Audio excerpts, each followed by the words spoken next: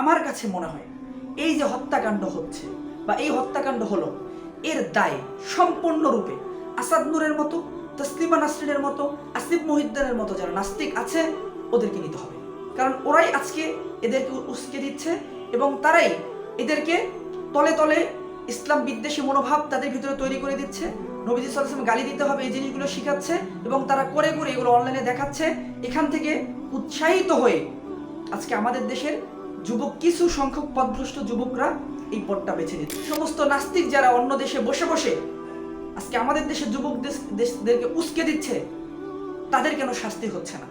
এটা আমার একটা প্রশ্ন থেকে যাবে। আলহামদুলিল্লাহ নাহমাদুহু ওয়া নাস্তাঈনুহু ওয়া নাস্তাগফিরুহু ওয়া নু'মিনু বিহি ওয়া নাতাওয়াক্কালু আলাইহি ওয়া নাউযু বিল্লাহি মিন শুরুরি আনফুসিনা ওয়া মিন সাইয়্যাতি আ'মালিনা ওয়া মান ইয়াহদিহিল্লাহু ফালা মুদিল্লা লাহু ওয়া মান ইউদ্লিল ফালা হাদিয়া লাহু। আম্মা বা'দ।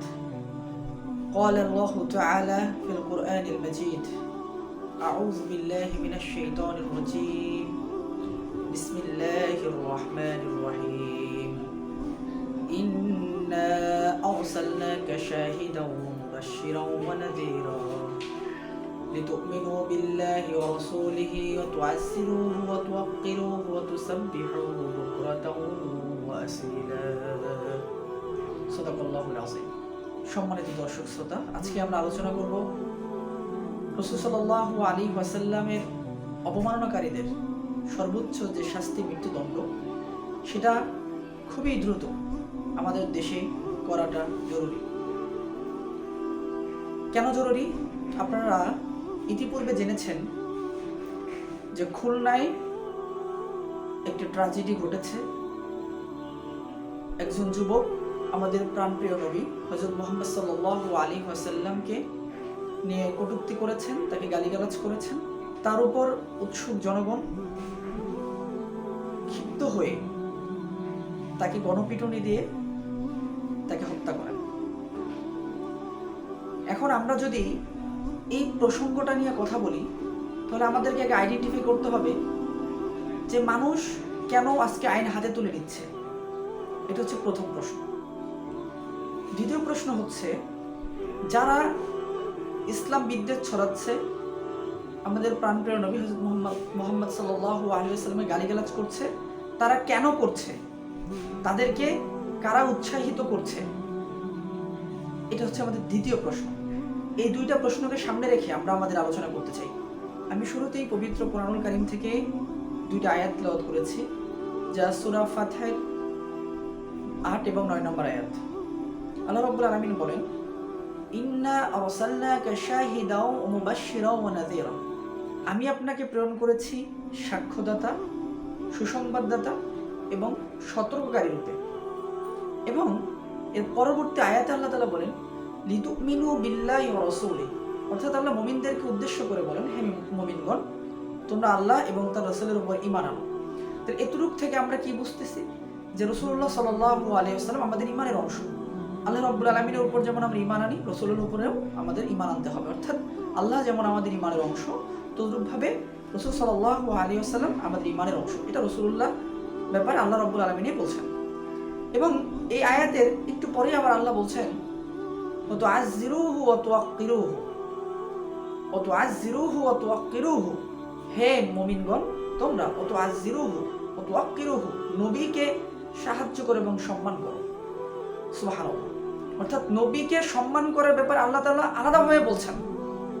আল্লাহ তাআলা আলাদাভাবে বলছেন যে তোমরা নবীকে সম্মান করো, আর গুরুত্ব দিয়ে বলছেন। এবং কি করো? ওয়া তুসাব্বিহুহু বুকরাতাও ওয়া আসীলা। এবং আল্লাহ রাব্বুল আলামিনকে সকাল সন্ধ্যা তার পবিত্রতা বর্ণনা করো। তাহলে আমরা এই আয়াত থেকে এটা স্পষ্ট বুঝতে পারলাম, হযরত মুহাম্মদ সাল্লাল্লাহু আলাইহি ওয়াসাল্লাম আমাদের নবী, তার উপর আমাদের ঈমান আনতে হবে, এটা আমাদের ঈমানের অংশ। এবং তাকে যে সম্মান দিতে হবে, এটা ডাইরেক্ট আল্লাহ রাব্বুল আলামিনই আমাদেরকে বলেছেন। অর্থাৎ তিনি আমাদের সর্বোচ্চ সম্মানের জায়গা, তিনি আমাদের সর্বোচ্চ সম্মানের ব্যক্তিত্ব। এটা তো সূরা ফাতহের 8 আর 9 নম্বর আয়াতের কথা বললাম। পবিত্র কোরআনের অসংখ্য আয়াতে আল্লাহ রাব্বুল আলামিন রাসূলুল্লাহ সাল্লাল্লাহু আলাইহি ওয়াসাল্লামের মর্যাদা নিয়ে, শ্রেষ্ঠত্ব নিয়ে, তার প্রতি সম্মান নিয়ে অনেক আয়াতে মুমিনদেরকে আল্লাহ তাআলা নির্দেশ দিয়েছেন। আমরা দেখেছি পবিত্র কোরআন থেকে যদি আমরা দেখি, সাহাবা একরাম রাসূলুল্লাহ সাল্লাল্লাহু আলাইহি ওয়াসাল্লামের সামনে উচ্চ স্বরে কথা পর্যন্ত বলতেন না। কেন? তার সম্মানের কারণে। তাহলে সেই নবীকে যখন কেউ গালিগালাজ দিবে এবং তাকে নিয়ে কটূক্তি করবে, অবশ্যই সেটা মুমিন মুসলমানের হৃদয়ে আঘাত করবে এবং ধর্মপ্রাণ মানুষকে মর্মাহত করবে, ব্যথিত করবে। এটা খুবই স্বাভাবিক। এখন কথা হলো, এই যে ছেলেটা নিহত হলো, যারা হত্যা করেছে তারা কেন করেছে, আমাদের আগে এই জিনিসটা বুঝতে হবে। কারণ আমাদের কাছে তো এই জিনিসটি স্পষ্ট, যখন নবীজি সাল্লাল্লাহু আলাইহি ওয়াসাল্লামকে কটূক্তি করা হবে, তাকে ব্যঙ্গ করা হবে, তখন স্বাভাবিকভাবে একজন সাধারণ মানুষের, একজন সাধারণ মুসলমানের হৃদয়ে ক্ষোভ তৈরি হবে। এটা তো খুব স্বাভাবিক। এখন ক্ষোভের বহিঃপ্রকাশ কি ঘটছে সেটাও কিন্তু আমরা দেখতে পাচ্ছি। তাহলে এই ক্ষোভের বহিঃপ্রকাশটা এটা কেন ঘটতেছে? আমার কাছে মনে হয় যে আজকে যে এই ধরনের অপরাধ যারা করে তাদের যে সর্বোচ্চ শাস্তি মৃত্যুদণ্ড, বাংলাদেশে আইন নেই। যার ফলে কি হয়, জনগণ, সাধারণ মানুষ আইন হাতে তুলে নেয়। তারা বুঝতে পারে যে এই রাষ্ট্র তাকে মৃত্যুদণ্ড দিবে না বা তার সর্বোচ্চ সাজা সে পাবে না, এজন্য মানুষ আইন হাতে তুলে নেয়। এজন্য আমার কাছে এই জায়গাটাতে মনে হয়, যারা রাসূলুল্লাহ সাল্লাল্লাহু আলাইহি ওয়াসাল্লামকে কটূক্তি করে, যারা রাসূল সাল্লাল্লাহু আলাইহি ওয়াসাল্লামকে অবমাননা করে, তাদের সর্বোচ্চ মৃত্যুদণ্ড নিশ্চিত করা গেলে রাষ্ট্রীয়ভাবে, তাহলে এই ধরনের বিচার বহির্ভূত হত্যাকাণ্ড মানুষ বা আইন মানুষ হাতে তুলে নেবে না। আমার কাছে এটা মনে হয়, এটা আমার মতামত। যে ছেলেটাকে হত্যা করা হয়েছে সেই ছেলেটার আসলে পরিচয় কি? পরিচয় বলতে আমি বলছি না তার বাবার নাম কি, মার নাম কি, কোন গ্রামে থাকে, এটা না। পরিচয় তো তার আদর্শিক পরিচয়। তার নাম শুনে মনে হয় বা তার বাবা মায়ের ধর্ম দেখে মনে হয় যে ছেলেটা হিন্দু, কিন্তু আদতে কিন্তু সে হিন্দু নয়, কিন্তু আদতে সে একজন নাস্তিক। তার কর্মকাণ্ড, তার লিখনি, তার কমেন্টস, তার কথাবার্তা এটাই প্রমাণিত করেছে যে সে আসলে একজন নাস্তিক। এখন নাস্তিক হিন্দু ধর্ম থেকে হতে পারে, মুসলিম ধর্ম থেকে হতে পারে, বা যে কোনো ধর্ম থেকে হতে পারে। কারণ সে যদি নাস্তিকে না হবে, আপনারাই বলেন হিন্দু ধর্মের কোন জায়গায় আছে যে মুসলমানদেরকে গালিগালাজ করো, মুসলমানদের নবীকে নিয়ে ব্যঙ্গত্বপূর্ণ কথাবার্তা বলো? হিন্দু ধর্মের কোন জায়গায় আছে? কিংবা হিন্দু ধর্মের কোন গুরু বা কোন মহাপণ্ডিত যুব সমাজকে বা হিন্দু যুবকদেরকে উৎসাহ করছে বা তারা বক্তব্য দিচ্ছে যে মুসলমানদের নবীকে গালিগালাজ করো? কোথায় আছে? কোথাও তো নেই। তাহলে একজন হিন্দু কেনই বা মুসলমানদের নবীকে গালিগালাজ করবে? কেন? এর মানে অবশ্যই সে হিন্দু, সে তার নাম দেখে হিন্দু মনে হলে আদতে সে হিন্দু নয়, আদতে সে নাস্তিক। আমরা যদি দ্বিতীয় কথা বলি, দ্বিতীয় প্রশ্নটা যে নবীজি সাল্লাল্লাহু আলাইহি ওয়াসাল্লামকে নিয়ে গালিগালাজ, এই যে বিষয়গুলো, ধর্ম অবমাননা, এই বিষয়গুলো কেন হচ্ছে? কারা এর উৎসাহ দিচ্ছে? আমরা যদি এই জায়গাটা বন্ধ করতে পারি, এই জায়গাটা আইডেন্টিফাই করতে পারি, তাহলে অনেকাংশেই এই জিনিসগুলো কমে আসবে। আপনারা যদি মোটা দাগে দেখেন, ধর্ম অবমাননা, নবীজি সাল্লাল্লাহু আলাইহি ওয়াসাল্লামকে গালিগালাজ কারা করছে? নাস্তিকরা করছে। বিশেষ করে আসাদ নূর, তসলিমা নাসরিন, আসিফ মহিউদ্দিন, এইরকম কিছু নাস্তিক যারা অন্য রাষ্ট্রে বসে বসে বাঙালি যুবকদেরকে, সেটা হোক মুসলমান বা হোক হিন্দু বা অন্য কোনো ধর্মাবলম্বী, এই মুসলমানদেরকে তারা উৎসাহিত করছে ধর্মের বিরুদ্ধে বিষোদ্গার করতে, অনৈতিকভাবে ধর্মকে গালিগালাজ করতে, রাসূলুল্লাহ সাল্লাল্লাহু আলাইহি সাল্লামকে অবমাননা করতে তারা কিন্তু উৎসাহিত করছে, যেটা কিন্তু আমাদের কাছে স্পষ্ট। এই জন্য আমার কাছে মনে হয় এই যে হত্যাকাণ্ড হচ্ছে বা এই হত্যাকাণ্ড হলো, এর দায় সম্পূর্ণরূপে আসাদ নূরের মতো, তসলিমা নাসরিনের মতো, আসিফ মহিউদ্দিনের মতো যারা নাস্তিক আছে ওদেরকে নিতে হবে। কারণ ওরাই আজকে এদেরকে উস্কে দিচ্ছে এবং তারাই এদেরকে তলে তলে ইসলাম বিদ্বেষী মনোভাব তাদের ভিতরে তৈরি করে দিচ্ছে।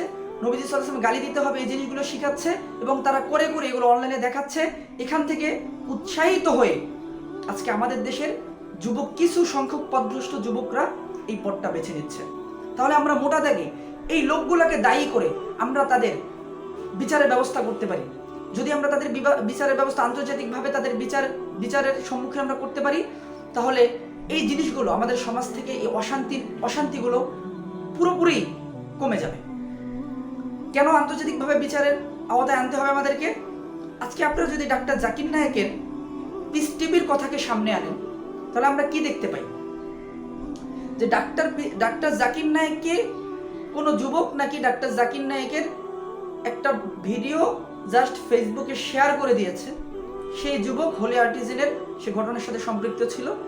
এই অজুহাতে ডাক্তার জাকির নায়েকের মতো ব্যক্তিত্বকে রাষ্ট্র ছাড়া তো করা হয়েছে, তার পিএসপি পর্যন্ত বিভিন্ন দেশ থেকে বন্ধ করা হয়েছে। চিন্তা করে দেখেন, ডাক্তার জাকির নায়েকের সাথে নাচ তার কোনো ন্যূনতম সম্পর্ক, নাচ ডাক্তার জাকির নায়েকের আদর্শের সাথে তার সেই যুবকের ন্যূনতম সম্পর্ক ছিল। যদি ধরেও নেই তাদের কথা অনুযায়ী ডাক্তার জাকির নায়েকের আলোচনা শুনে সে উদ্বুদ্ধ হয়েছে, বা ডাক্তার জাকির নায়েকের শুধুমাত্র ভিডিও শেয়ার করার কারণে ডাক্তার জাকির নায়েকের উপরে যদি এই পরিমাণ নির্যাতন, নিপীড়ন, জুলুম নেমে আসতে পারে, তাহলে এই সমস্ত নাস্তিক যারা অন্য দেশে বসে বসে আজকে আমাদের দেশের যুবকদেরকে উস্কে দিচ্ছে, তাদের কেন শাস্তি হচ্ছে না? এটা আমার একটা প্রশ্ন থেকে যাবে। যদি আমরা এগুলো বন্ধ করতে পারি, ওই সমস্ত নাস্তিকদেরকে আন্তর্জাতিকভাবে শাস্তির আওতায় আমরা আনতে পারি, তাহলে আমরা মনে করি আমরা একটা শান্তির দেশ আবার ফিরে পাবো এবং আমাদের দেশে এই ধরনের কর্মকাণ্ড হবে না ইনশাআল্লাহ তাআলা।